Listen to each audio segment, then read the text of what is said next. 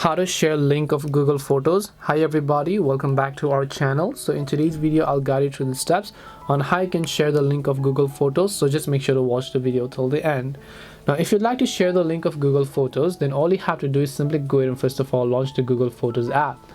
Once you launch the Google Photos app, if there is a specific photo that you would like to share, all you have to do is simply go ahead and then open up the specific photo from the list. So let me go ahead and then choose a specific photo here as well. Once I select the photo, if I want to share this photo and then create a link for this so that other people can view it, I need to just tap the share option here. Once I tap the share option, in this case, here you'll find the option called create link. Tap on create link, and now here you can see it's creating link. All you need to do is just copy the link by just tapping the more option here, and then you can just copy the URL over here.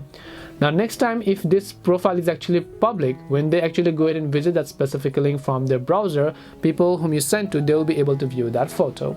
This is how you can share the link of Google Photos. Hope this video was helpful, and if it did help you, make sure to leave a like and subscribe to the channel. If you have got any more questions, feel free to leave them down. Thank you very much for watching till the end of the tutorial, and see you soon in the next video.